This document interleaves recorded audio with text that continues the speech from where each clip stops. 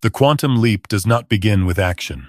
Why is it that some of the most dramatic turning points in life arrive when we are not pushing, chasing, or even trying at all? Think about it for a moment.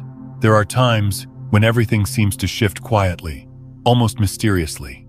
A realization lands, a weight lifts, a direction becomes clear. And when you look back, you cannot point to a single action that caused it. No grand plan, no heroic effort, no dramatic breakthrough. It simply happened, as if life exhaled, and you exhaled with it. Most of us were taught the opposite. We were taught that change comes from effort, that transformation requires discipline, force, and relentless improvement. So when life feels uncomfortable, the instinct is to push harder, fix more, think more, try to become someone better, stronger, wiser.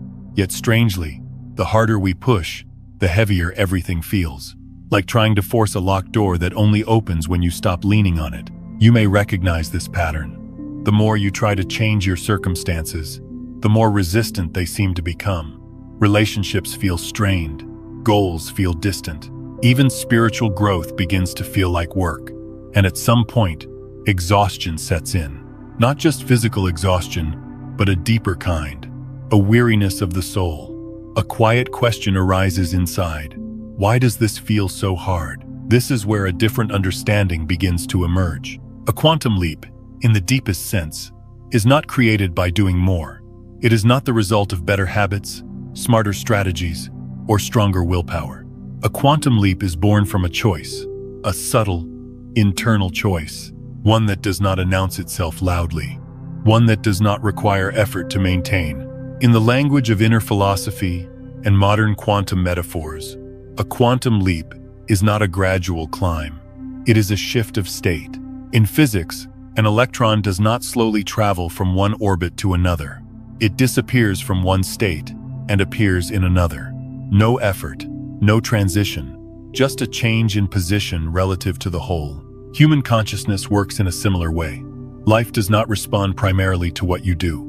It responds to where you are standing within yourself. The inner position you occupy, the level of awareness from which you are perceiving the world.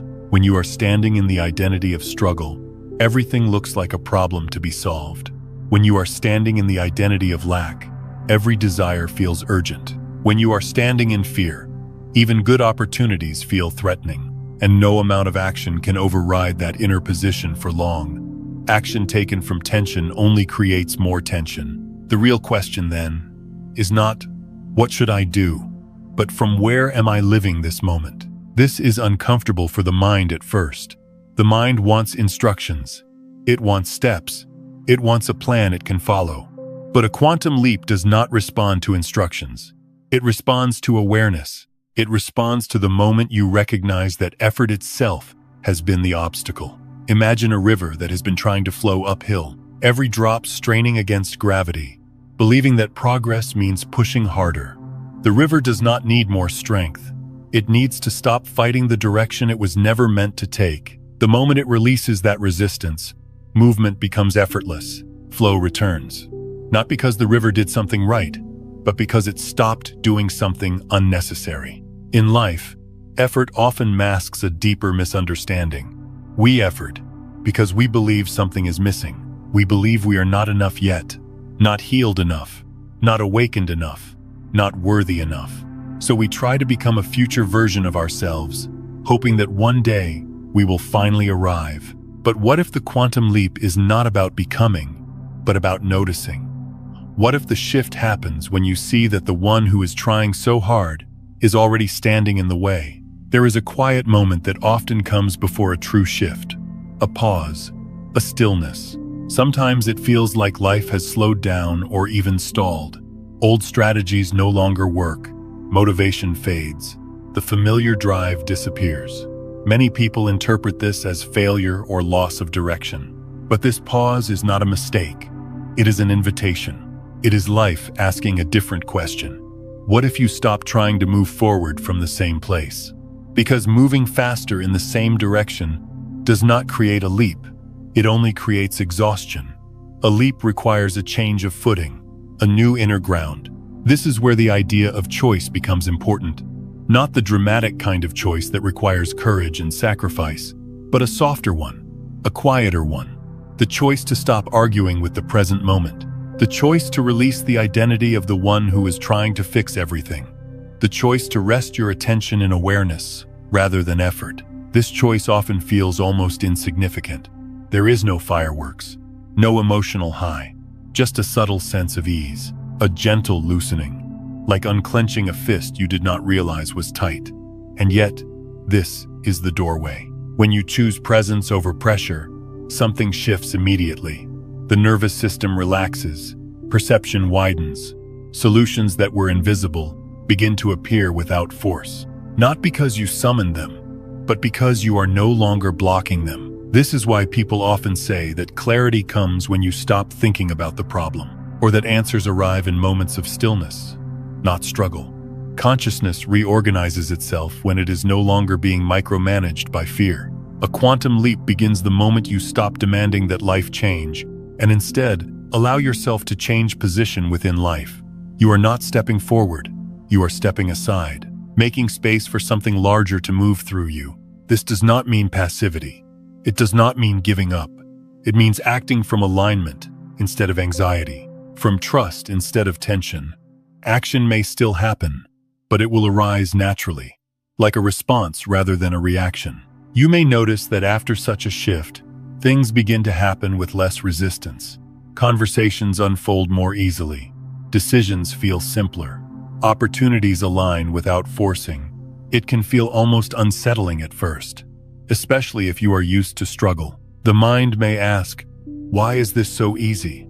But ease is not a warning sign. It is often confirmation that you are no longer swimming upstream. The most profound changes in life often arrive disguised as relief. Relief from pretending. Relief from striving. Relief from the constant inner commentary that says you must become someone else before life can meet you. This is why the quantum leap cannot begin with action. Action is downstream. The source is consciousness. And consciousness shifts not through effort, but through recognition. Recognition that you do not need to earn alignment. Recognition that awareness itself is the doorway. Recognition that the moment you stop pushing against what is, you enter a different relationship with reality. As you listen to this, you do not need to understand it perfectly. Understanding belongs to the mind. The leap belongs to experience. All that is needed is a willingness to pause, to notice where you are standing inside, and to consider, gently, without pressure, the possibility that the most powerful choice you can make right now is not to do more, but to allow more. Like a river finally flowing in its natural direction, life responds instantly when resistance dissolves, not because you forced it, but because you remembered how to let go. And this is only the beginning. 1. Quantum leap is not a change of circumstances, but a shift of inner position. Most people believe that life changes when circumstances change, when money improves, when relationships heal, when the body feels stronger, when recognition finally arrives.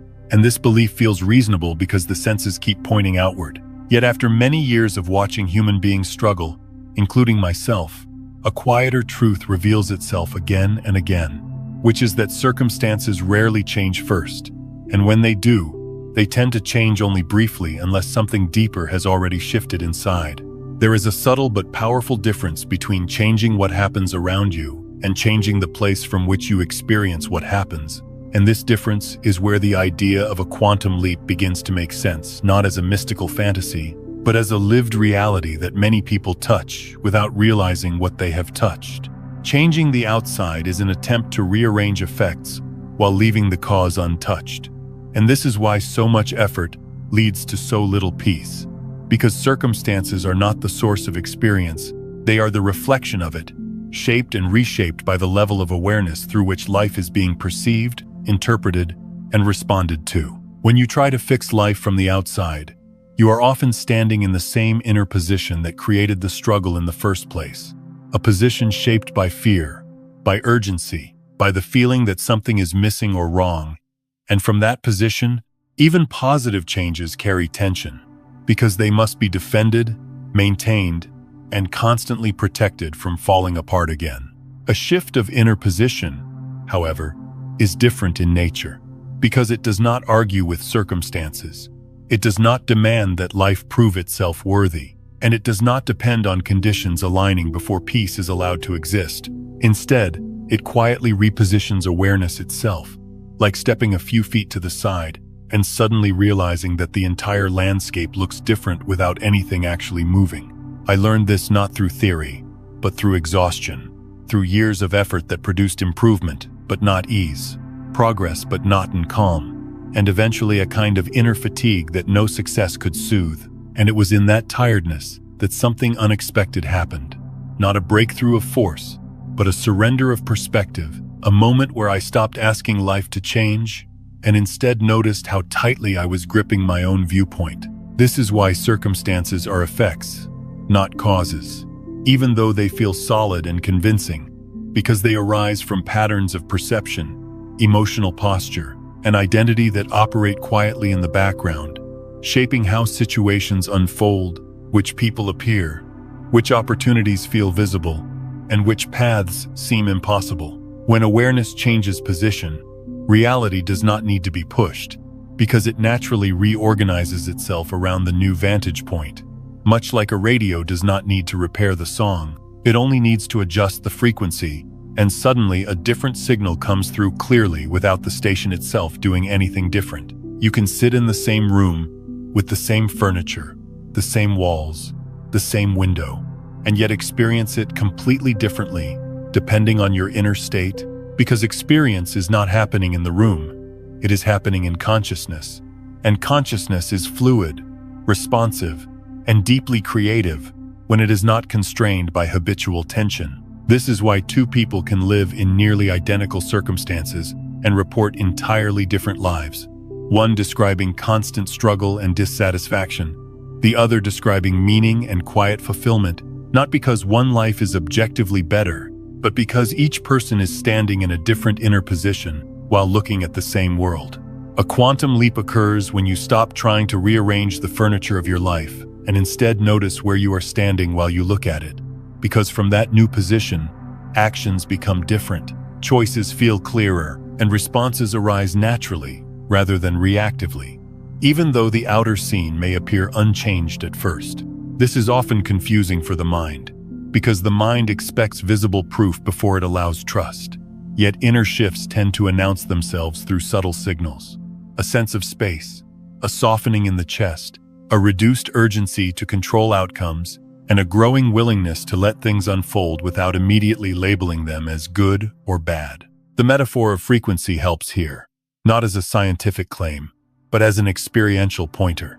Because when you change frequency, you do not change the room, you change what you receive from it. And life works in much the same way, responding not to effort, but to the quality of attention and expectation being broadcast inwardly. When you shift from the frequency of lack to the frequency of sufficiency, from resistance to allowance, from self-correction to self-recognition, the environment begins to mirror that change, often quietly, sometimes slowly, but always reliably, because reality is relational, not fixed. This is why you do not need to repair your life in order to experience a quantum leap, because life is not broken. It is responding, and the response changes when the signal changes, even if nothing dramatic appears to happen right away. Many people miss this moment because it does not look impressive, it does not feel like winning, and it does not satisfy the ego that wants transformation to look like achievement. Yet this is precisely why it is powerful, because it bypasses the ego and speaks directly to the level where identity quietly lives. Identity is not who you think you are. It is the place from which you look, the posture of awareness you habitually occupy. And when that posture softens, when it relaxes from striving into presence, life does not need to be corrected. It simply meets you differently.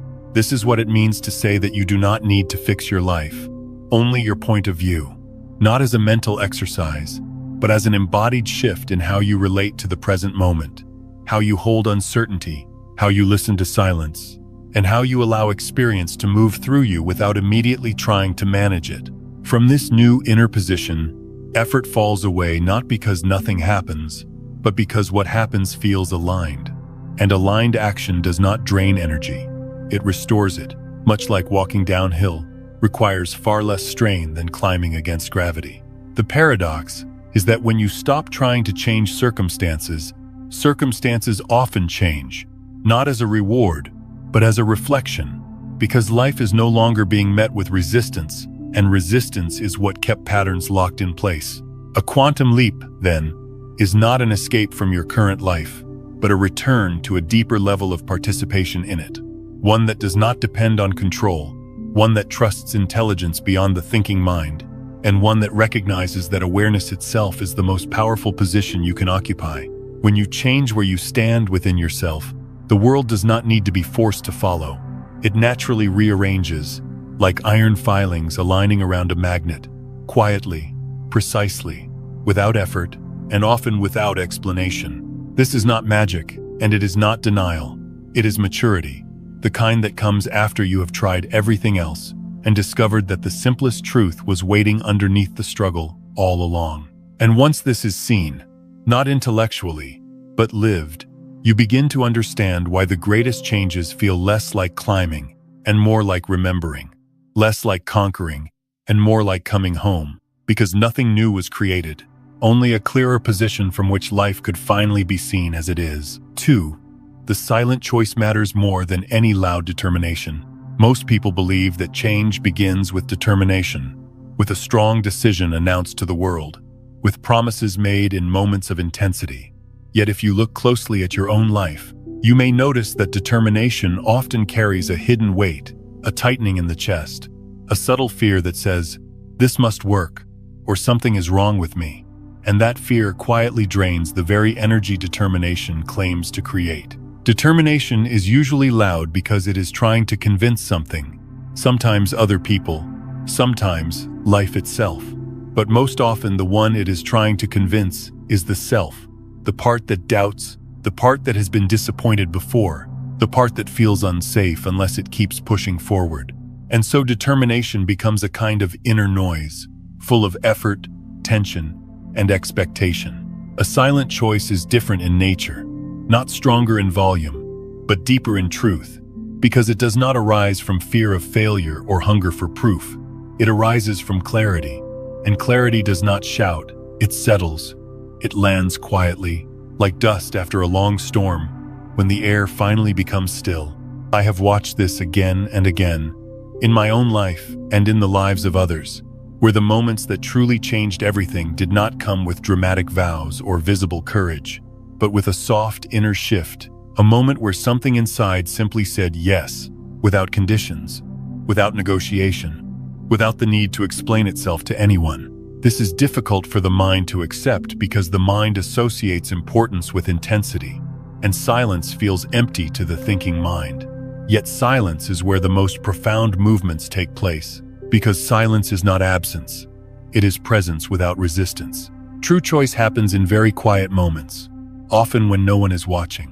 Sometimes when even you are not fully aware that something has changed. It might be while sitting alone in the evening, or while walking without a destination, or in a moment of stillness where the usual inner commentary pauses just long enough for something deeper to speak. That deeper voice does not argue. It does not analyze. It does not list reasons or consequences. It simply agrees with reality as it is. And that agreement is not resignation. It is alignment, a subtle internal turning that says, I am no longer fighting this moment. There is no need to declare this choice. No need to post it. No need to promise it. Because it is not performative. It is intimate. It belongs to the relationship between awareness and life, not between identity and image. When people announce decisions loudly, it is often because part of them is still unsure, still looking for reinforcement, still hoping that commitment will generate belief. But a silent choice does not need reinforcement, because it is already complete within itself. This is why the most meaningful changes often surprise even the person experiencing them. Because there was no build-up, no countdown, no dramatic turning point that could be pointed to, only a gentle realization that the inner struggle had ended, not because it was solved, but because it was no longer necessary. A silent choice is not about forcing yourself to feel differently. It is about allowing yourself to stop arguing with what is already happening. And this is where the quantum nature of change begins to reveal itself. Because the moment resistance ends, the system reorganizes naturally. Life does not require persuasion. It responds to coherence. And coherence arises when inner conflict dissolves. When thought, emotion, and presence are no longer pulling in different directions, but are quietly aligned in acceptance. This acceptance is often misunderstood as weakness, especially in cultures that glorify effort and struggle. Yet acceptance is not passivity. It is clarity. It is the recognition that fighting the present moment does not create a better future. It only creates exhaustion in the now. When you stop debating with reality, something inside relaxes.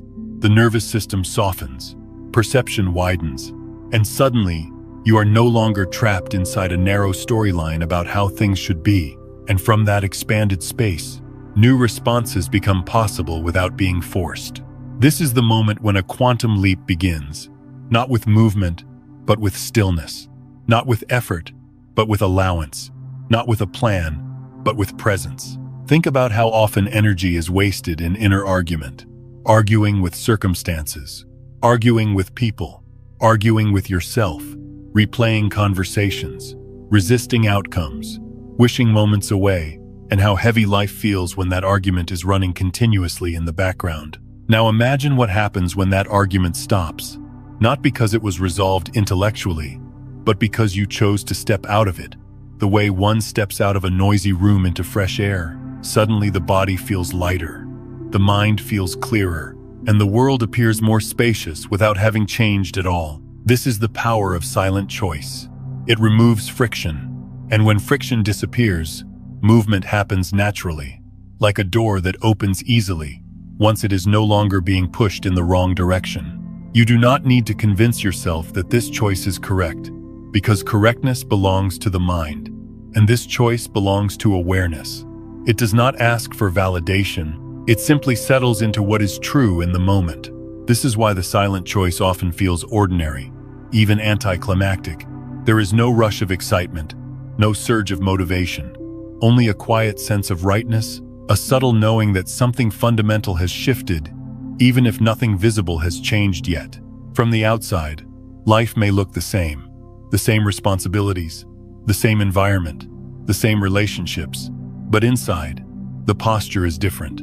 The stance is softer, more open, and because of that, everything that follows arises from a new place. Actions taken after a silent choice are not driven by fear of staying stuck. They are responses to clarity, and clarity does not hurry. It moves with a steady confidence that does not need to prove itself. This is why loud determination often burns out, while quiet alignment endures. Because determination relies on constant fuel, while alignment generates its own energy through coherence. When you no longer argue with reality, you begin to notice how much intelligence is already present in life, how events unfold with a kind of quiet precision when they are not being interfered with, how solutions appear without being chased, how relationships shift without confrontation, how timing aligns without effort. This does not mean that challenges disappear, but they are no longer interpreted as signs that something has gone wrong. They become part of the flow, information rather than obstacles, signals rather than threats. A quantum leap does not announce itself with fireworks. It often feels like relief, like finally putting down a heavy bag you forgot you were carrying, and realizing that you can still walk, perhaps even more easily than before. The most profound choice you will ever make may be the one no one else notices. The moment you decide, quietly and without drama, to stop fighting your own experience, to stop demanding that life meet your expectations before you allow peace. This is not a choice made once and for all. It is a living orientation, a willingness to return again and again to the place where acceptance replaces argument, where presence replaces pressure, where awareness replaces effort. And each time you return to that place, something shifts, subtly but unmistakably, because reality responds immediately to inner coherence, even if the outer results take time to unfold. This is how a quantum leap begins, not with a shout, but with a whisper, not with a declaration, but with a surrender, not with determination, but with trust. And once you recognize this, you may begin to see that the quiet moments you once overlooked were always the doorways you were searching for. 3. Letting go of the need to become. is the moment you touch your true self. Much of what we call personal growth is built on a quiet assumption that something about us is not enough yet.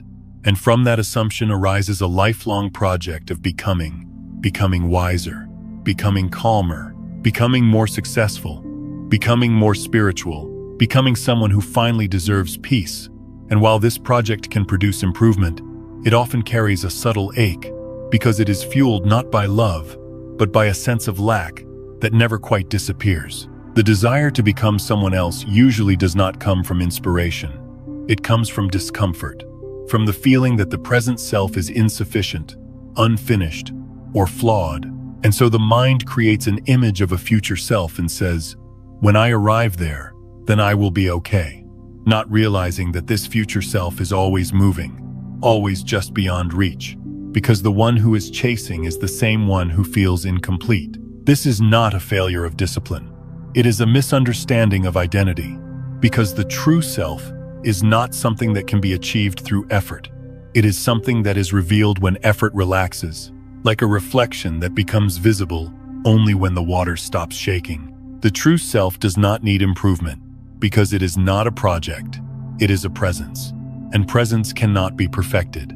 It can only be recognized, and recognition does not require becoming, it requires noticing. I did not understand this for a long time, and perhaps you can relate, spending years trying to become a better version of myself. Reading, practicing, refining, always believing that the next insight or habit would finally bring rest.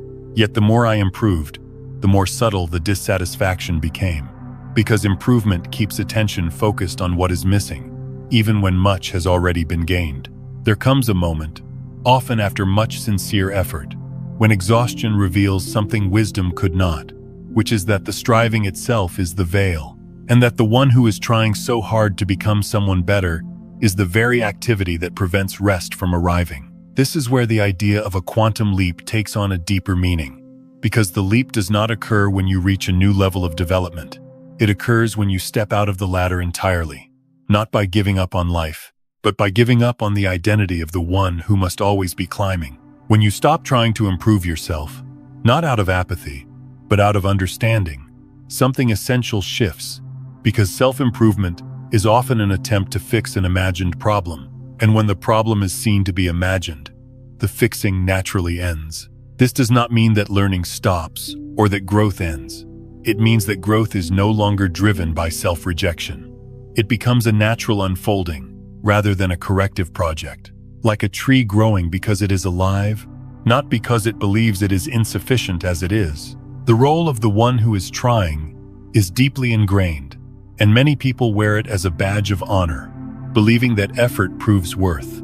Yet effort, when rooted in lack, is a form of resistance to the present moment. And resistance keeps awareness fragmented, always divided between what is and what should be. Letting go of the role of the one who is trying does not happen through force. It happens through seeing how exhausting it is, seeing how it never quite delivers what it promises, and seeing how peace remains postponed as long as becoming remains the goal. In that seeing, something softens, not dramatically, but honestly. And in that softness, the true self begins to be felt, not as a concept, but as a sense of being at home in one's own presence. The true self is not special, and that is why it is often overlooked. It does not sparkle or perform. It does not demand attention. It simply is, steady, quiet, and available, like the background silence that was always present behind the noise of thought. This self does not need validation, because it is not built on comparison, and it does not need achievement, because it is not defined by outcome. It is the awareness in which all outcomes appear and disappear. When you rest as this awareness, even briefly, the urge to become relaxes, because you realize that you were never lacking what you were searching for.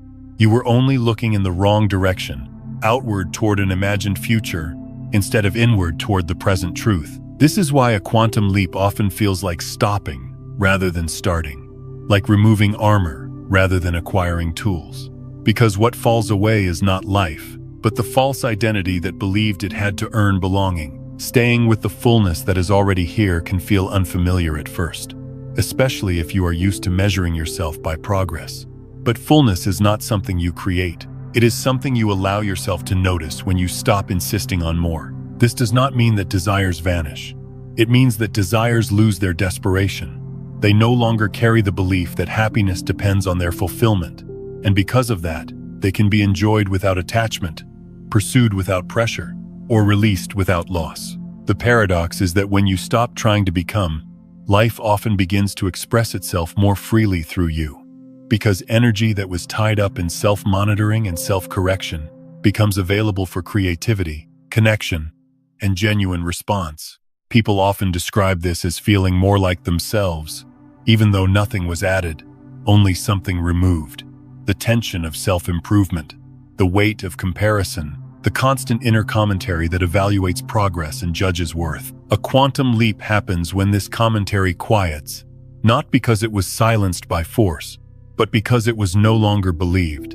And in that quiet, a deeper intelligence becomes audible, guiding action without strain. Remaining with the sufficiency that is already present does not mean ignoring pain or bypassing difficulty. It means meeting them without the extra layer of self-judgment, without turning every challenge into evidence that you are not enough. This is a radical kindness, not the kind that indulges, but the kind that tells the truth gently. The truth that you do not need to become someone else in order to belong to your own life. The moment you see this, not as an idea, but as a lived recognition, the search begins to unwind, and with it, the tension that drove it. And what remains is not emptiness, but presence, not stagnation, but ease. This ease is not the end of movement. It is the end of unnecessary struggle. And from this place, life continues. But it continues differently, guided not by lack, but by alignment, not by self-improvement, but by self-recognition. This is what it means to touch your true self, not as a destination reached, but as a reality remembered. And in that remembering, the quantum leap has already occurred, quietly, effortlessly, without becoming anything you were not already. 4. Effort is often the sign you are standing in the wrong place. For much of life, effort is praised as virtue, as proof of character, as evidence that we are doing something right. And because of that praise, many people quietly assume that if something feels difficult, heavy, or draining, it must be meaningful. Yet after walking through enough seasons of struggle and stillness, a different understanding slowly forms, which is that effort is not always a measure of value, and in many cases, it is simply a signal that awareness is positioned where it does not belong. When you are standing in the right inner position, movement feels natural, not rushed, not forced, and not accompanied by a constant sense of pressure, because alignment carries its own momentum, like a body that knows how to breathe without being told how, or a heart that beats without instruction. And when life is approached from this place, action happens, but it happens without strain. Effort usually appears when the mind believes it must push reality into shape, when it assumes that without control, everything will collapse.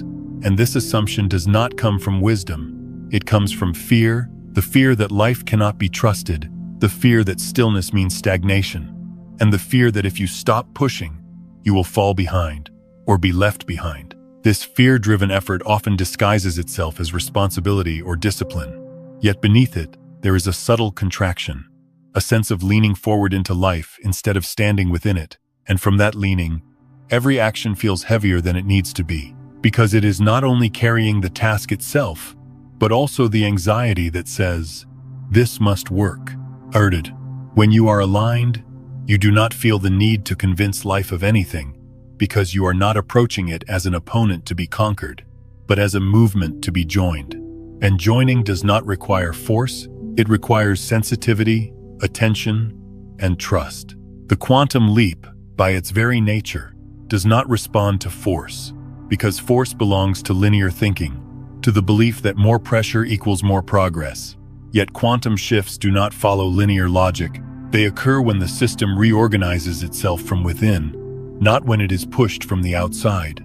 This is why effort, especially prolonged effort that feels draining rather than enlivening, is often a sign that the push is coming from the egoic sense of self, the part of identity that believes it must earn safety, worth, or belonging through constant motion. The ego does not know how to rest, because rest feels like loss of control, and so it pushes, strategizes, improves, and optimizes, believing that if it can just do enough, life will finally settle. Yet life rarely settles under pressure. It tightens, it resists, it mirrors the tension it is being met with. A quantum leap does not require a push, because it is not a journey forward in space. It is a shift in orientation, and orientation changes not through exertion, but through release. Much like turning your body toward the light requires no strength, only a change of direction. This is where the image of the river becomes more than a metaphor, because a river flowing downstream does not congratulate itself for moving. It does not strain to reach the ocean. It simply follows gravity, responding to the shape of the land, and when obstacles appear, it does not argue. It adapts. It moves around, through, or sometimes waits, yet it never doubts that movement will continue.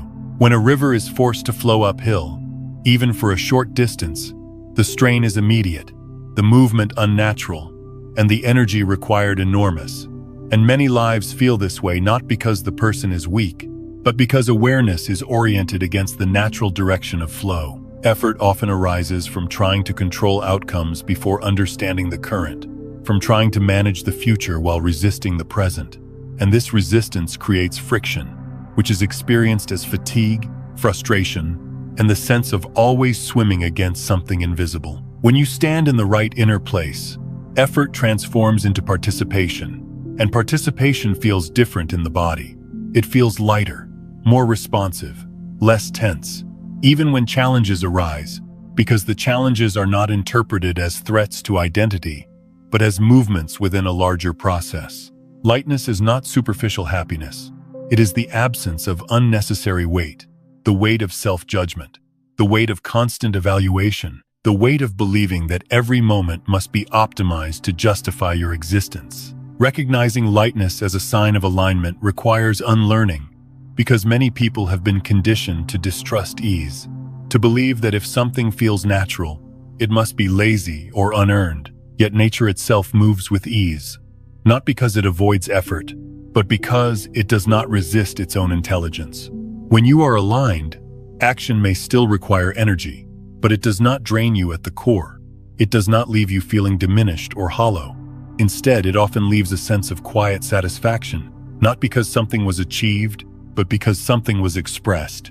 Effort driven by ego always demands a result to justify itself, while aligned action is complete in the doing, because it arises from coherence rather than compensation. The moment you begin to notice this difference, you gain a new form of guidance that is far more reliable than mental planning, which is the felt sense of heaviness or lightness in your experience, not as a rule to follow rigidly, but as information to listen to gently.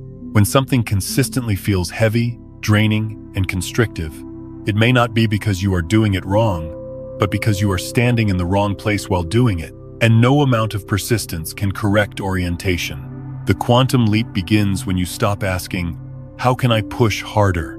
and start asking, "Where am I standing as I do this?" Because that question shifts attention from force to awareness, from outcome to alignment. Often, the answer is not to abandon action, but to pause long enough to feel into the inner posture that is driving it, to notice whether it is rooted in fear or trust, contraction or openness, and in that noticing, the posture often adjusts on its own. This adjustment does not come with drama. It comes with relief, with the sense that something has been put down, something unnecessary released, and in that release, movement becomes smoother, clearer, and more efficient without being forced. Life responds quickly to this change, sometimes subtly, sometimes unmistakably, because when resistance drops, feedback loops shift, opportunities become visible, conversations soften, timing aligns, and what once required constant effort begins to unfold with far less interference. This does not mean that everything becomes easy, but it means that difficulty is no longer compounded by inner struggle. And without that extra layer, even demanding situations feel manageable, navigable, and less personal. Standing in the right place does not guarantee comfort, but it does guarantee coherence. And coherence is what allows energy to flow without depletion. much like an instrument that resonates clearly when tuned correctly. Effort is not the enemy, but misplaced effort is. Effort that is used to override intuition, suppress truth, or maintain an identity that no longer fits. And the body often knows this before the mind does, through fatigue, tension, and a persistent sense of strain. When you listen to these signals without judgment, without immediately trying to fix them, they guide you back to alignment, not by telling you what to do, but by showing you where you are standing. A quantum leap does not arrive when you finally push hard enough. It arrives when you realize that pushing was never required, that you were already close, already capable, already held by a movement larger than your individual will. The sign of the right direction is not excitement or intensity, but ease, not complacency, but a grounded sense that you are no longer fighting the current. And when you feel that ease, even briefly, trust it, because it is not weakness, it is wisdom. This is how you learn to recognize that effort is information, not instruction, and that when effort becomes excessive, it is not asking you to try harder. It is inviting you to step back, realign, and allow life to carry more of its own weight. From this place, action becomes cooperation rather than conquest. Movement becomes expression rather than escape. And the quantum leap unfolds not as a heroic push, but as a quiet return to the natural flow that was always available once you stopped standing in the way. 5. The moment you stop demanding that life be different. There comes a moment, often quiet and easily overlooked, when the endless conversation inside begins to soften. Not because life has finally complied with our wishes, but because we have grown tired of arguing with it. And in that tiredness, something honest emerges, a recognition that much of our suffering has been fueled not by what is happening, but by our insistence that it should not be happening this way. The desire for change is natural, and it is not wrong. Yet beneath many desires there hides a subtle resistance, a feeling that says, this moment is unacceptable, and that resistance, though understandable, quietly locks awareness into a narrow position, one that cannot see beyond the problem it is trying to escape. When we want life to be different, we often believe we are moving toward improvement, but resistance does not move consciousness forward. It keeps it circling the same inner terrain, repeating familiar reactions, replaying old stories, and reinforcing the same identity that feels trapped by circumstances. This is why so much effort toward change produces repetition rather than transformation. Because the inner stance has not shifted, only the outer strategies have, and strategies built on resistance tend to recreate the very conditions they oppose. I learned this, not through philosophy, but through living, through years of wanting things to be different, wanting people to change, wanting outcomes to align, wanting pain to disappear, and noticing that the more intensely I wanted, the more contracted my inner world became, as if desire itself was tightening the space through which life could move. Resistance is not always loud. It can be polite, reasonable, even spiritual, yet it carries a specific feeling, a subtle pushing away of the present moment, a refusal to let what is be what it is, and this refusal, however justified it seems, keeps awareness anchored to the same level of experience. When you resist what is, you are still in relationship with it, but it is a tense relationship, one that consumes energy without allowing movement, like holding a door shut while pushing against it at the same time, exhausting yourself without realizing that you are the one creating the pressure. A quantum shift does not happen when resistance finally wins. It happens when resistance is no longer needed, when the inner fight dissolves, not because circumstances have improved, but because awareness has recognized the cost of fighting. This recognition often arrives gently, sometimes after disappointment, sometimes after burnout, sometimes simply after enough repetition has made the pattern obvious. And when it arrives, it does not come as a dramatic revelation, but as a quiet willingness to stop insisting. Deep acceptance is misunderstood because it is often confused with resignation, with giving up, with settling for less. Yet true acceptance is none of these. It is not passive endurance. It is active openness, a full presence with what is, without the added tension of wanting it to be something else. Acceptance does not say, "This is all there will ever be." It says, "This is what is here now." And in that honesty, energy begins to move. Because energy flows where there is openness, not where there is resistance. When you deeply accept a moment, you are no longer splitting yourself in two. One part living what is happening, another part fighting it. And this inner coherence frees tremendous energy that was previously bound up in protest and control. This is why acceptance often feels like relief, like finally setting something down, like loosening a grip that had become so habitual you forgot you were holding it. And in that relief, life feels lighter, not because problems have vanished, but because the weight of opposition has been removed. Acceptance is not a decision you make once. It is an orientation you return to again and again, especially when old patterns of resistance resurface. And each time you return, something opens a little more, a little deeper, allowing experience to unfold without being immediately filtered through judgment. The paradox is that when you stop demanding that life be different, life often begins to change, not because you manipulated it, but because you stopped blocking the movement that was already trying to occur. Reality is not static, it is responsive, and it responds not to demands, but to the quality of attention it is met with. And when attention softens from control into presence, reality mirrors that softness through new possibilities, new connections, and new timing. This does not mean that acceptance magically erases difficulty. It means that difficulty is no longer amplified by inner conflict. And without that amplification, challenges become workable, navigable, and less personal. When you stop arguing with life, you also stop arguing with yourself. Because much of self-criticism is rooted in the belief that you should be somewhere else, someone else, or further along than you are, and acceptance dissolves that belief at its root. This is why acceptance is deeply healing, not because it avoids pain, but because it removes the extra layer of suffering created by resistance, the layer that says, "This should not be happening to me." In that removal, you begin to meet experience directly, without the protective armor of expectation. And while that can feel vulnerable at first, it is also freeing, because direct contact with reality is far less exhausting than constant negotiation with it. A quantum leap is not created by forcing life into a new shape. It emerges when awareness stops demanding control and allows intelligence beyond the personal mind to participate. And that intelligence is always present, always responsive, but it cannot move freely through a field of resistance. Think of how a clenched hand cannot receive, no matter how much it wants, and how the simple act of opening the hand changes everything, not by effort, but by release. When you stop insisting that the present moment justify itself, you begin to notice how much is already functioning, already supporting, already alive, even within circumstances you once labeled as wrong. This noticing does not require optimism. It requires honesty.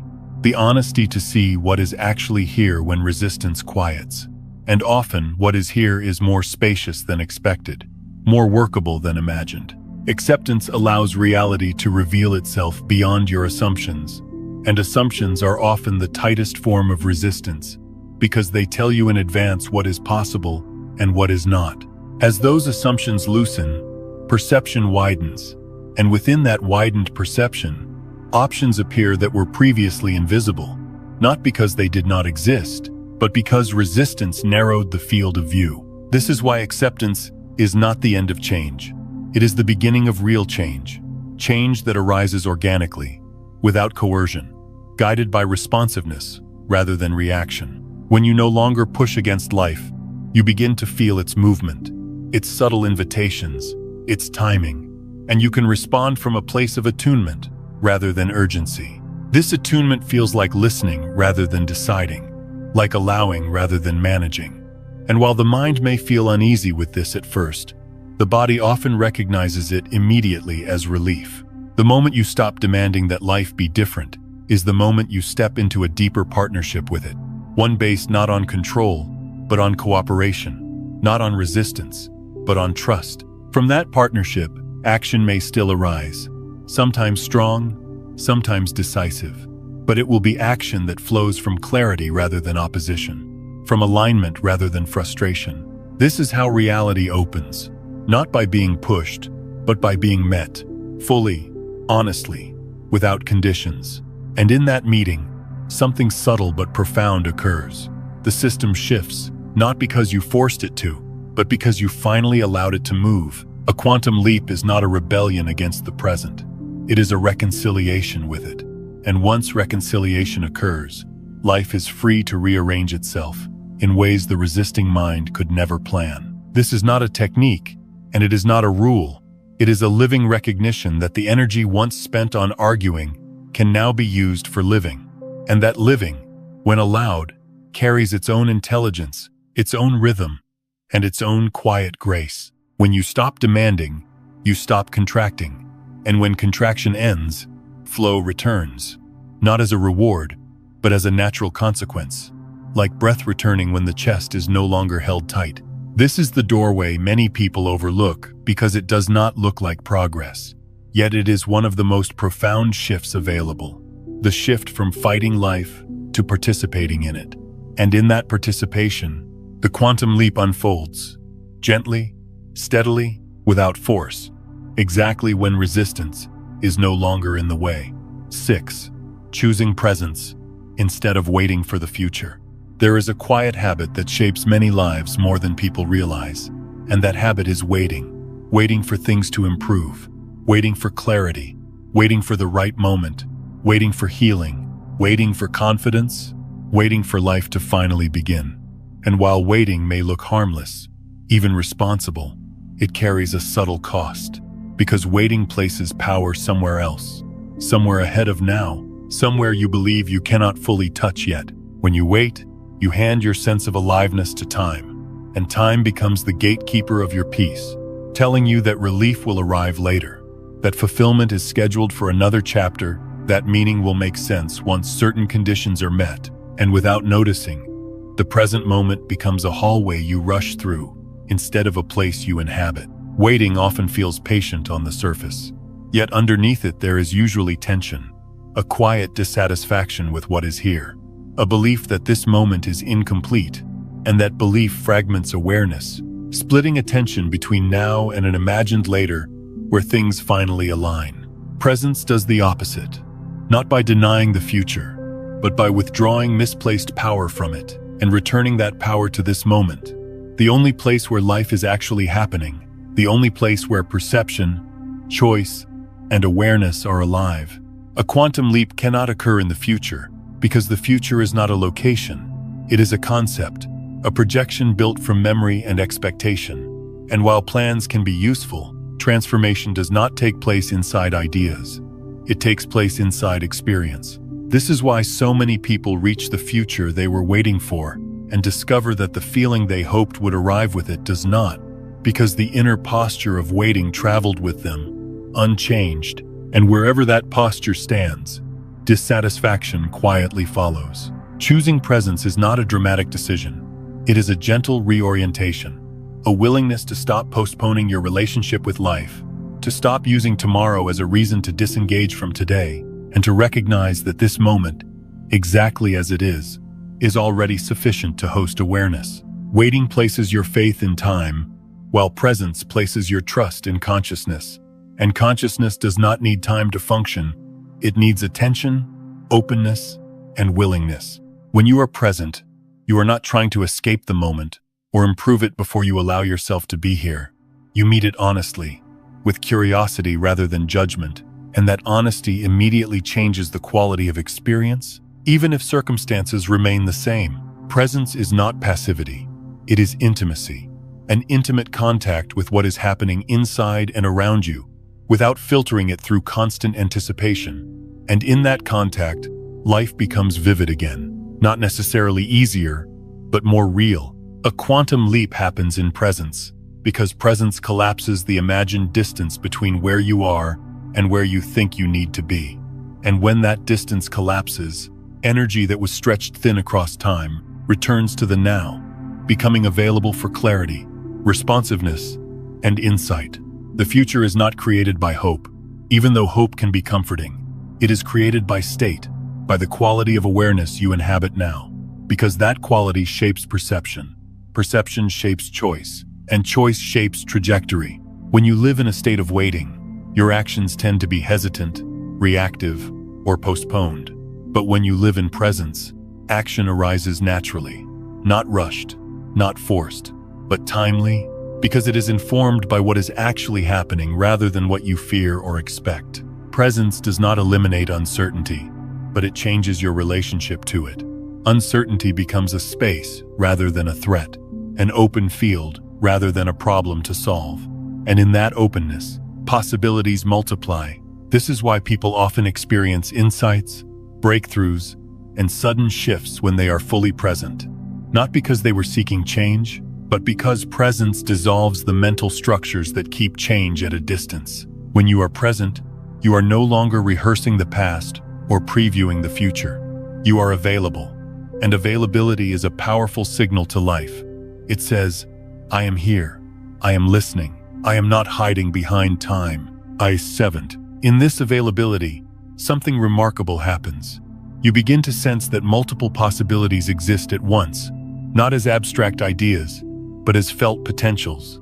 Because the present moment is not narrow, it is vast, holding countless directions that only become visible when attention is not fixed on a single imagined outcome. Waiting narrows possibility because it assumes a specific future, while presence expands possibility because it does not insist on one. And this expansion is where the quantum quality of life becomes experiential rather than theoretical. When you are fully present, you may notice that time feels different. Moments feel fuller, richer, and more spacious. Not because they last longer, but because you are actually there to experience them. This fullness is often mistaken for contentment, but it is deeper than that. It is coherence, the feeling of being undivided, not pulled between now and later, not split between acceptance and anticipation. From coherence, action becomes clean, not burdened by the need to secure the future, because the future is no longer being used as an emotional escape hatch. Choosing presence does not mean abandoning goals or intentions. It means releasing the belief that your well-being depends on reaching them, and that release frees you to engage with life more skillfully, more creatively, and more compassionately. Many people are surprised to discover that when they stop waiting for the future begins to arrive differently. Opportunities show up sooner, connections deepen, and decisions clarify, not because time sped up, but because resistance slowed down. Resistance to the present is often disguised as planning for the future, and while planning has its place, it cannot substitute for presence, because presence is what allows plans to be adjusted intelligently in response to real conditions. The moment you stop postponing your aliveness, you step into a different relationship with time itself. Time becomes a flow rather than a barrier, a movement you participate in rather than a distance you must cross. This is where the quantum leap becomes less mysterious, because it is no longer something you are waiting for. It is something that is happening as awareness shifts from anticipation to presence. When you are present, you are not limited to a single linear path, because you are responding to what is actually emerging, not to what you think should emerge. And this responsiveness allows life to surprise you. Surprise is not chaos, it is creativity. And creativity thrives in presence, not in waiting, because waiting clings to certainty, while presence allows discovery. Being present does not mean forcing yourself to like the moment. It means allowing yourself to meet it. And in that meeting, something honest occurs, a mutual recognition between awareness and experience. This recognition carries a quiet joy, not excitement, but aliveness, the sense that you are participating rather than observing from a distance. And this participation is where meaning is found. Not later, but now.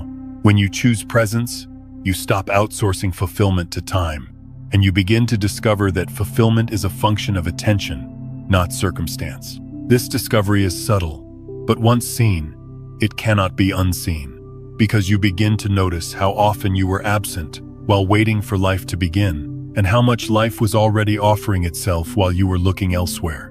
A quantum leap does not wait for conditions to be perfect. It happens when awareness is complete. And completeness does not mean that everything is resolved. It means that nothing is being excluded from attention.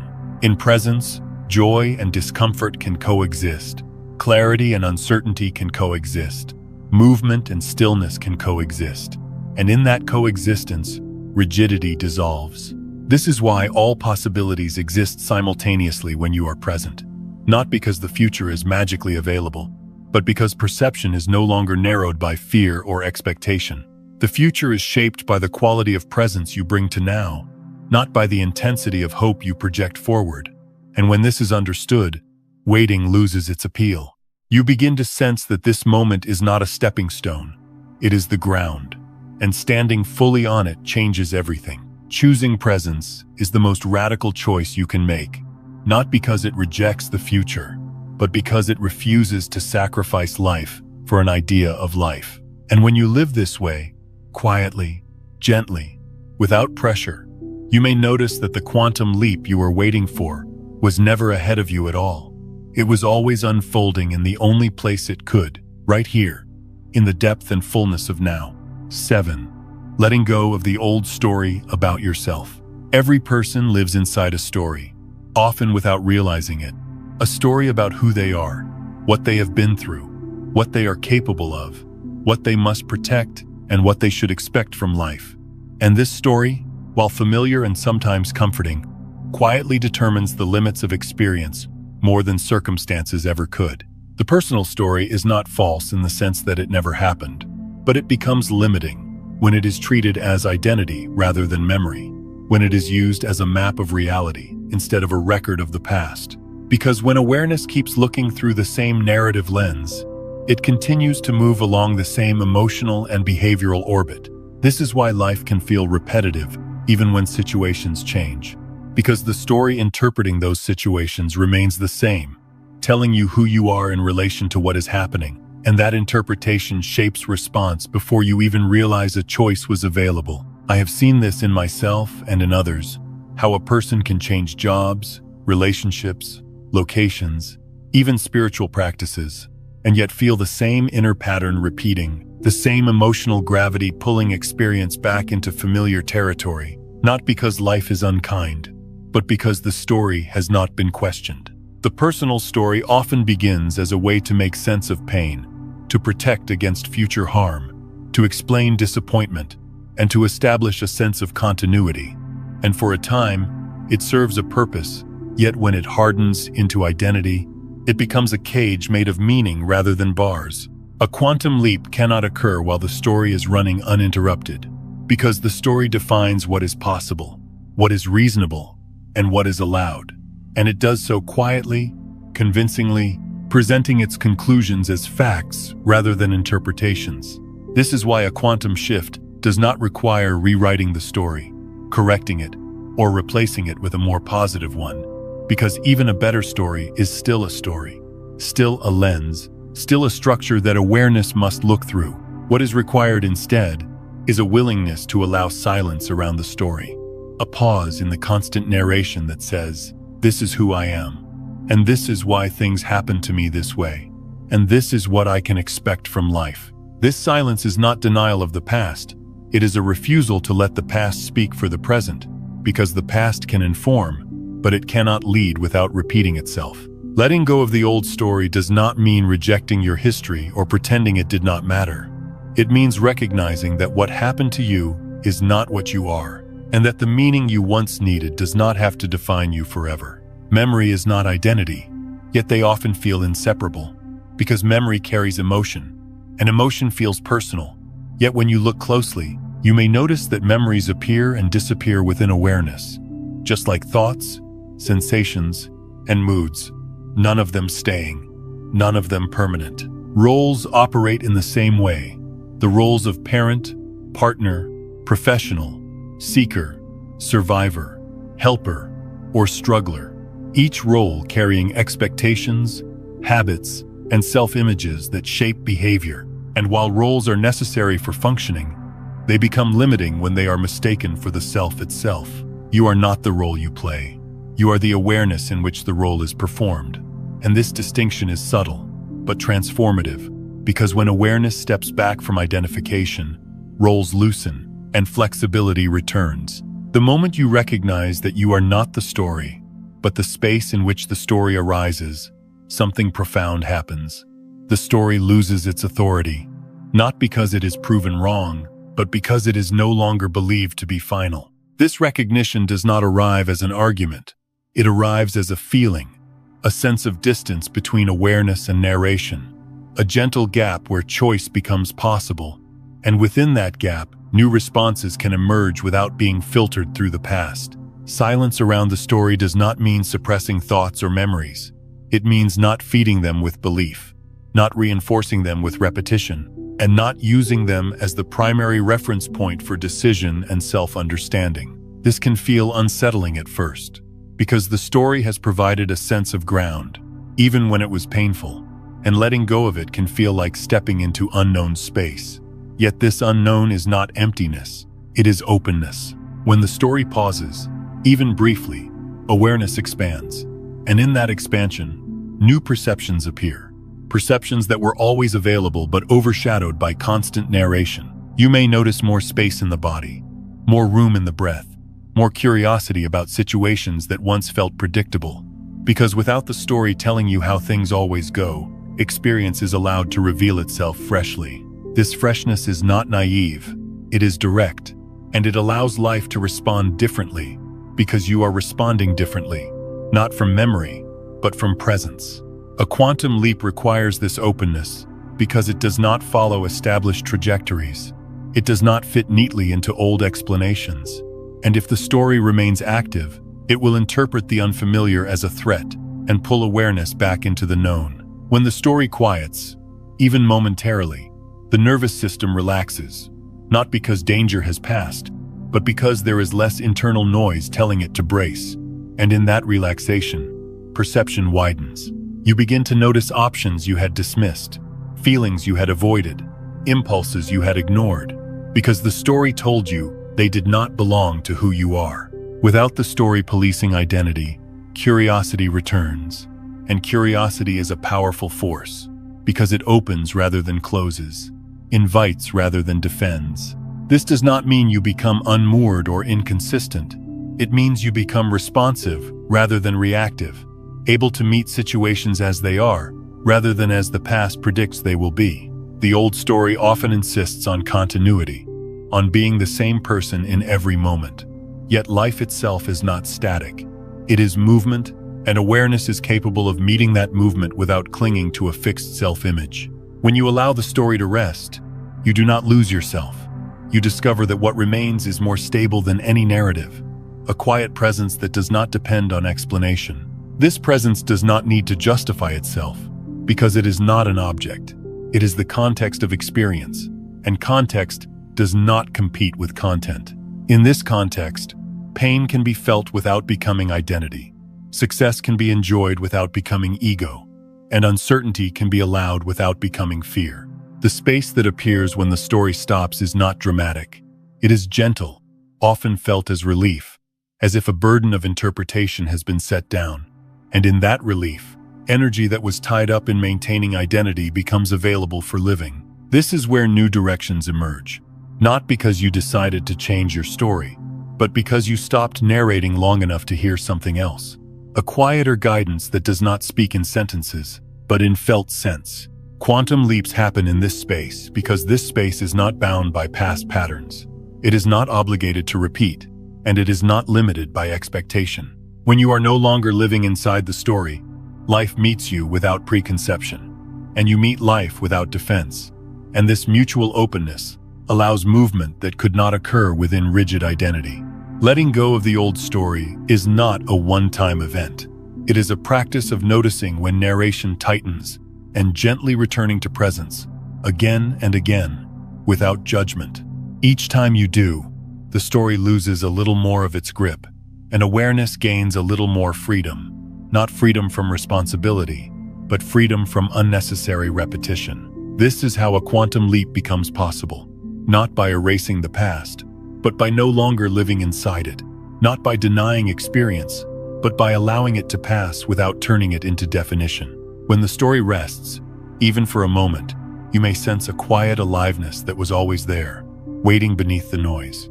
And in that aliveness, new possibilities do not need to be imagined, they simply appear.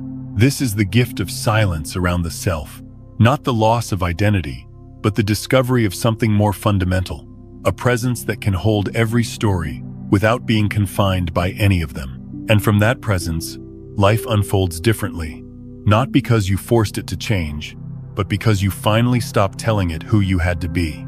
8.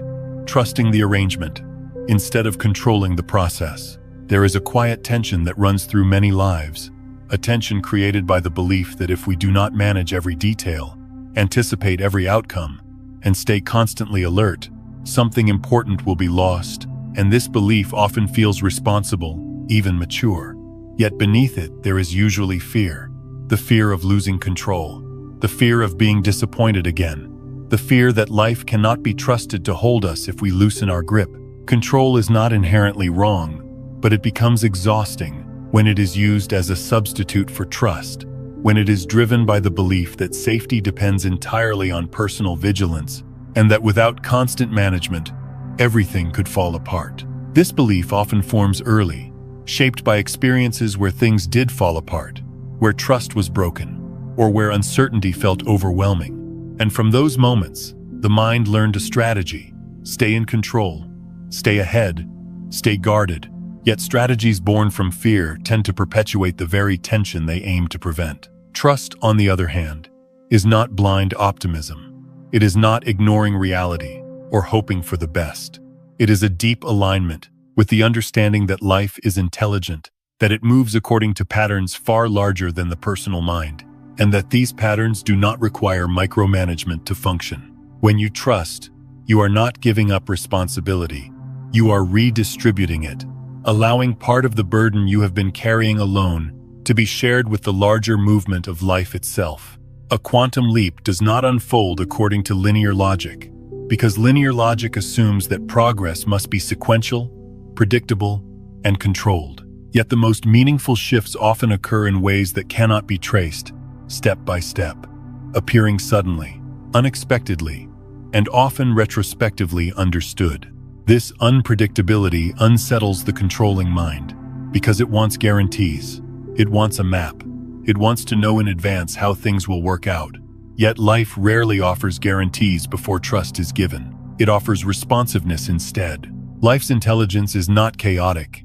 It is contextual, adapting moment by moment to countless variables, many of which are beyond personal awareness. And when the ego tries to control outcomes, it often overlooks this broader intelligence, narrowing its focus to what it can calculate. This narrowing feels like safety, but it actually limits possibility, because what can be calculated is always less than what can emerge, and quantum leaps emerge precisely from the space beyond calculation. Trust is a signal of harmony, a sign that awareness is aligned with life rather than positioned against it. And alignment does not require knowing every step. It requires willingness to move with what is unfolding. When you trust, you stop insisting that events conform to your timeline, your expectations, or your understanding. And this release creates space for life to respond in ways that are often more creative, more efficient, and more precise than anything the controlling mind could design. Control tends to assume that the future is fragile, that it must be held together through effort, while trust recognizes that the future is not a fixed object to be protected, but a dynamic process to be participated in. This shift from control to trust is not instant, and it does not happen through instruction. It happens through experience, through noticing that control rarely delivers the peace it promises, and that letting go, while initially uncomfortable, often brings unexpected relief. The body often recognizes trust before the mind does, through a softening in the breath, a release of tension in the shoulders, a sense of being carried rather than pushed. And these sensations are not fantasies, they are signals of alignment. When you allow life to lead, action does not disappear. It becomes more responsive, less reactive, because it is informed by what is actually happening, rather than by what you fear might happen. Trust does not mean passively waiting for things to improve. It means engaging without the need to dominate the process, responding without insisting on control, and participating without the constant inner commentary that says, "I must make this work." This inner commentary is exhausting because it places the entire weight of outcome on the self, and no self, no matter how capable, was meant to carry that burden alone. When you trust, You allow intelligence beyond your personal perspective to contribute, and this intelligence often reveals paths you could not have planned, connections you could not have predicted, and timing you could not have forced. This is why quantum leaps often appear irrational at first, because they bypass the expected sequence of steps, arriving through coincidence, intuition, or sudden clarity, and only later do they make sense in hindsight. Control resists this kind of movement because it feels unsafe to not know. Yet not knowing is where creativity lives, because it opens awareness to what has not yet been imagined. Trust is not the absence of fear. It is the decision not to let fear be the primary guide. And this decision is often quiet, subtle, and deeply personal. You may notice that when you trust, even briefly, situations begin to reorganize, not always immediately, but consistently, because life responds to openness with movement and to contraction with resistance. This does not mean that everything unfolds smoothly, but it means that challenges are met with resilience rather than panic, with curiosity rather than control. And these responses change the trajectory of experience in profound ways. The ego believes that control equals safety, yet safety is not created through domination. It is created through coherence, through being in tune with what is happening rather than trying to override it. Life's intelligence includes you, not as a separate manager, but as a participant. And when you recognize this, control becomes unnecessary because you are no longer standing outside the process trying to steer it. You are inside it, moving with it. Trust allows you to feel supported by life rather than opposed by it. And this feeling changes how you approach everything, from decisions to relationships to uncertainty itself. When you trust, you allow the current to carry you, not blindly, but attentively, feeling when to move, when to pause, when to adjust. And this sensitivity cannot be accessed through control, it requires receptivity. The metaphor of a dance is more accurate than a machine, because life is responsive, and trust is what allows you to follow the rhythm rather than impose your own. As trust deepens, the need to control diminishes naturally, not because you force yourself to let go, but because you see that letting go does not lead to collapse, it leads to flow. This flow is not always comfortable, but it is alive. And aliveness is often what was missing beneath the effort to control, because control trades aliveness for predictability. When you trust, you choose aliveness, and with aliveness comes adaptability, creativity, and resilience, qualities that allow you to meet whatever arises without being overwhelmed. A quantum leap does not ask for your control. It asks for your participation, your openness, your willingness to be guided rather than driven. And this willingness is the doorway. When you trust the arrangement, you step out of the role of manager and into the role of collaborator, working with life rather than against it. And collaboration always produces results that no single perspective could achieve alone. This does not mean abandoning discernment. It means releasing the illusion that discernment requires control, because true discernment arises from presence, not pressure. As you begin to trust, you may still feel fear, but fear no longer decides. It becomes information rather than authority, and this shift changes everything. Trust is not something you achieve. It is something you practice, moment by moment, choice by choice, especially in moments where control feels most tempting. Each time you choose trust over control, even in small ways, you align more deeply with the intelligence of life. And from that alignment, the quantum leap unfolds, not as a dramatic leap into the unknown, but as a natural movement into what was always trying to happen once you stopped holding it back. This is the quiet power of trust, not the absence of action, but the presence of harmony. And in that harmony, life leads with a precision and care that no amount of control could ever replace. 9. Realizing that you do not create the quantum leap, you allow it. There is a quiet misunderstanding at the heart of many spiritual and personal growth journeys. A misunderstanding that says transformation is something you must produce, engineer, or manifest through effort, focus, and constant intention. And while this belief is rarely questioned, it quietly keeps the sense of self at the center of a process that was never meant to be controlled by the self in the first place. The idea that you create a quantum leap places the ego back into a position of authority, even if the language sounds spiritual, because it assumes there is a doer who can cause awakening, alignment, or breakthrough through the right combination of thoughts, actions, or techniques. And this assumption subtly reinforces the very identity that the quantum leap is meant to transcend. A true quantum leap does not originate from the ego, because the ego is built on continuity, on maintaining a sense of control, identity, and narrative. While a quantum leap is discontinuous, it does not follow the ego's timeline, logic, or expectations, and therefore cannot be manufactured by the same structure it dissolves. This is why so many sincere efforts to change feel frustrating, because they are driven by the part of the self that believes it must make something happen, and that belief itself becomes the interference, like trying to smooth water with your hand and wondering why the surface keeps rippling. The leap happens not when the ego succeeds, but when it relaxes, not when it finally figures out the right formula, but when it steps aside. And this stepping aside does not look impressive. It does not feel powerful in the way the mind expects, yet it carries a depth of intelligence that effort can never reach. You do not need to add anything to create a quantum leap, because nothing essential is missing, and the belief that something must be added is itself the last obstacle, the final layer of interference that keeps awareness busy instead of open. The ego loves improvement, because improvement keeps it relevant. It gives it a role, a project, a reason to exist. Yet the quantum leap does not improve the ego. It renders it unnecessary, at least for a moment, and this is why the ego resists allowing it. When the ego is active, intervening, managing, correcting, and interpreting, awareness is filtered, narrowed, and directed toward outcomes. And in that narrowed state, the system cannot reorganize itself naturally, because it is being constantly adjusted by a limited perspective. The moment the ego stops interfering, even briefly, awareness opens.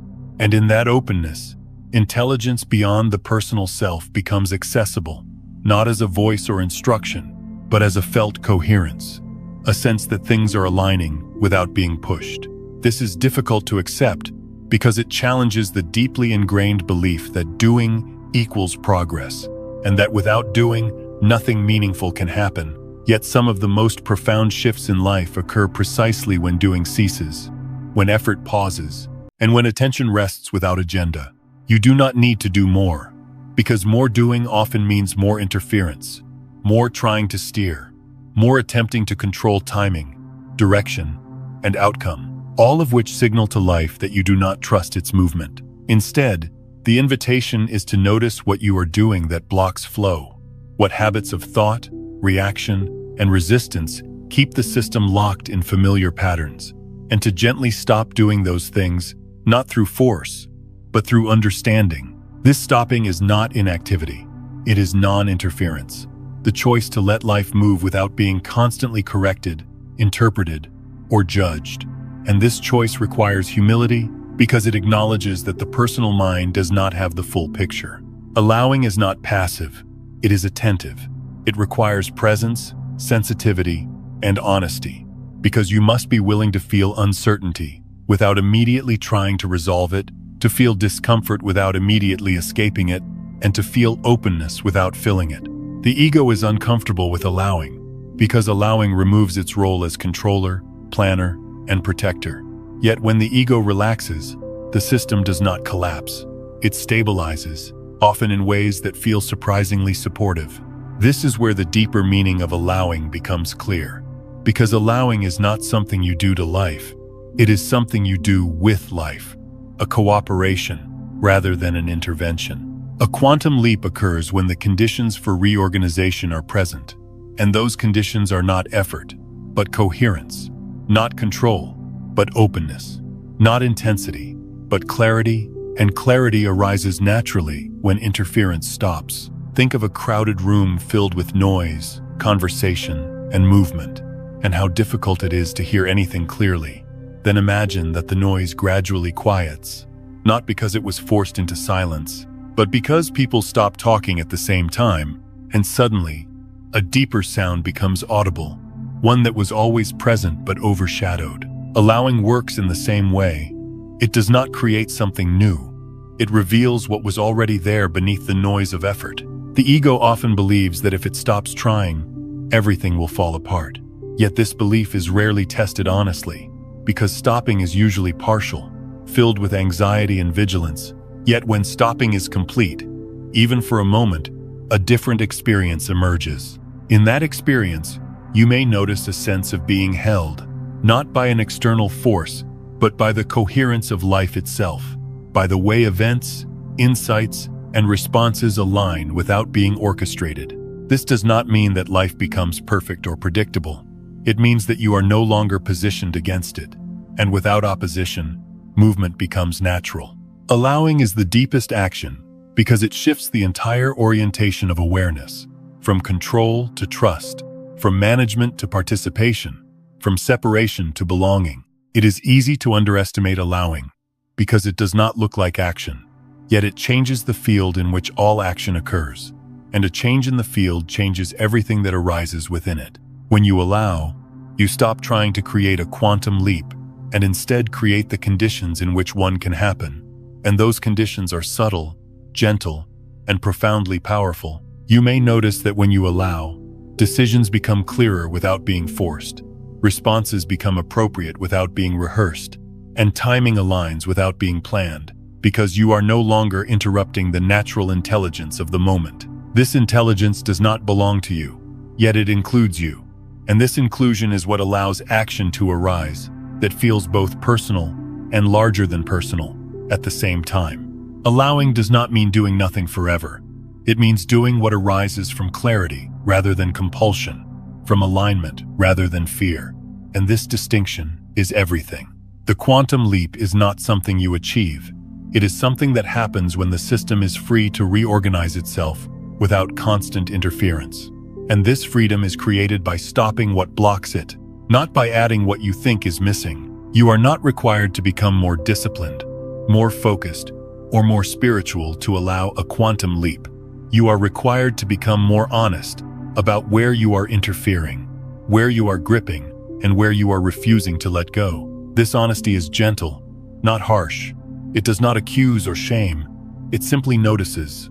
And in noticing, release often happens on its own. When you see clearly that effort has been the obstacle, you do not need to force yourself to stop. Stopping happens naturally, like putting down a heavy object once you realize you no longer need to carry it.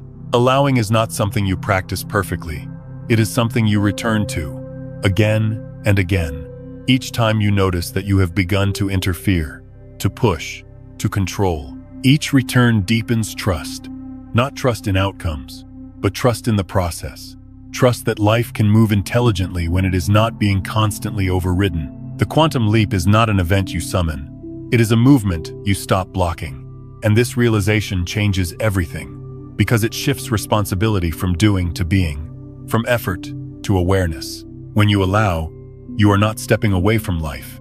You are stepping into it more fully, because you are no longer standing between life and itself. This is the quiet truth that often comes after long struggle, that the most profound changes did not require more effort, only less interference, and that the deepest transformation was not something you created, but something you finally permitted to occur. In this permission, there is relief, humility, and a surprising sense of freedom, because you realize that life has been trying to move all along, and that your role was never to force the leap, but simply to get out of the way. 10. The final choice. Staying with this simple truth. There is a point on every genuine inner journey where complexity quietly gives way to simplicity, not because answers have been exhausted, but because the need for answers has softened, and what remains is a truth so plain that it was overlooked for years precisely because it did not announce itself with urgency or demand. This truth does not sparkle, it does not impress the mind, and it does not promise a dramatic transformation.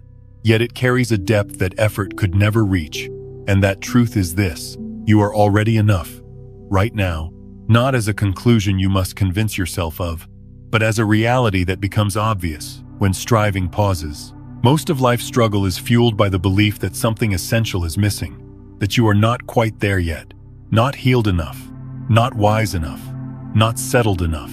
And because of that belief, attention keeps leaning forward into a future where sufficiency is imagined to finally arrive.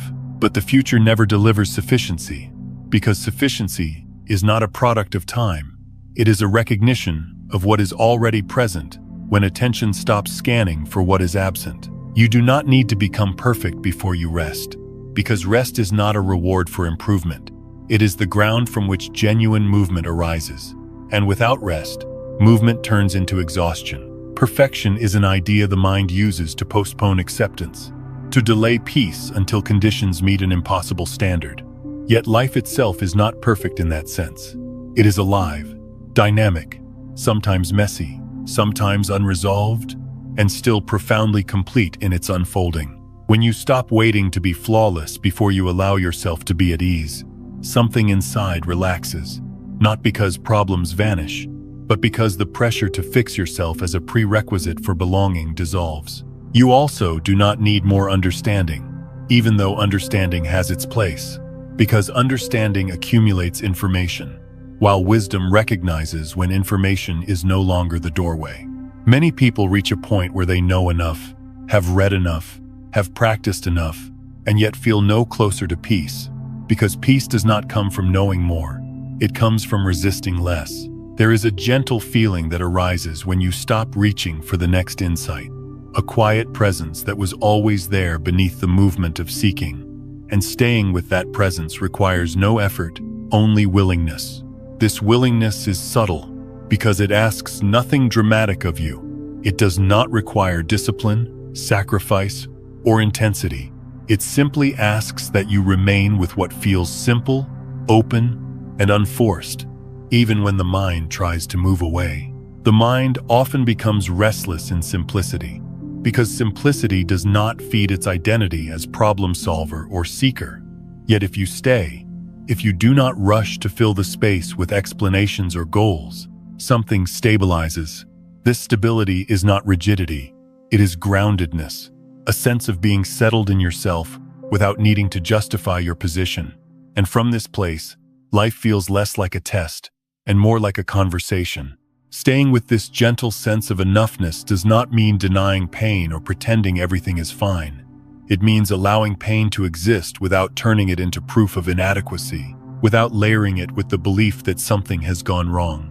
Pain can be present in a system that is whole, just as waves can move across the surface of a vast ocean without disturbing its depth. And recognizing this allows you to meet difficulty without collapsing into self-judgment. The final choice is not a dramatic decision. It is a quiet commitment to not abandon yourself in moments of discomfort, to not immediately reach for improvement as an escape, and to not measure your worth by progress. When you stay, truly stay, with the simple truth of being here, breathing, aware, and alive, you may notice that the urge to fix softens, and in that softening, clarity emerges without force.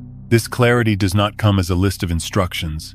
It comes as a felt sense of rightness, a sense that you are no longer at odds with yourself, and that inner alignment has a ripple effect far beyond what you can plan. The quantum leap is created by this choice, not because the choice causes change in a mechanical way, but because it removes the final barrier, the belief that you must be different before life can meet you fully.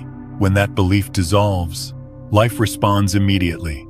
Not always with dramatic events, but with a subtle reorganization, a new ease in movement, a new openness in perception, and a new relationship with uncertainty. You may find that decisions feel simpler, not because you know the outcome, but because you trust the ground you are standing on. And trust does not require certainty to function. Staying with the simple truth also means allowing moments of doubt, restlessness, or fear to pass without immediately interpreting them as failure, because they are movements within experience, not definitions of who you are. This is maturity, not the kind that hardens, but the kind that softens, the maturity that comes from realizing that you do not need to constantly monitor or correct yourself to be worthy of presence. When you choose to stay, you stop outsourcing your sense of self to future achievements, relationships, or spiritual milestones, and you begin to live from the inside out rather than from the outside in.